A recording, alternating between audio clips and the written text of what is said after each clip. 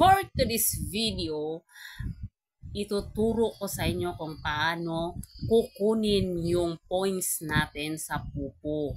100,000 points ay pwede na po nating kunin para i-transfer sa ating GCash o kung ano man po ang meron kayo para makuha nyo ang 100 points po. Equivalent is $10. Yan, sundan nyo lang po yung ginawa ko kung paano ko ginawa para makuha nyo yung points nyo at maging pera na dito sa atin. Ang 100,000 points is equivalent $10. Sundan nyo lang po. Pero bago kayo magkapupo, syempre, kailangan, bago kayo magkasahod pala sa pupo, syempre, kailangan may pupo kayo. Ayan. Sundan at sa susunod kong video kung paano magkaroon ng pupo. Eto na. Pindutin yung points. And then, kung makita nyo, may withdraw. And then, pindutin ulit yung withdraw para mag-create kayo doon ng password. Ayan. Yung password nyo kailangan tandaan kasi yan din yung i-enter nyo mamaya doon sa inyong GCash kung saan nyo man i-transfer yung points nyo para ma-withdraw. Iyan na.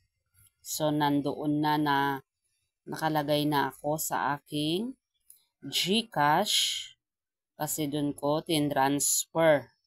Ayan. Kung nakita nyo, bind. Kung saan mo gusto, yun yung pindutin mo.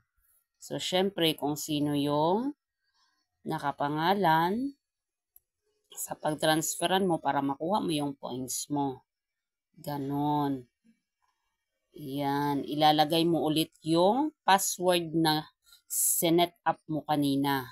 Yun ulit yung i-enter mo para makapasok ka at matransfer mo na talaga sa iyong account kung anong account ang gamit mo. Paymaya o kaya GCash o kung ano man. O nakita nyo naman, nandito na sa GCash yung aking points. Nakalagay na.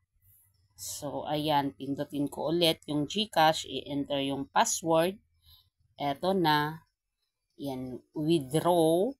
Nakita nyo po kung papaano. Confirm. Ayan na siya. Enter nyo ulit yung password na ginawa nyo.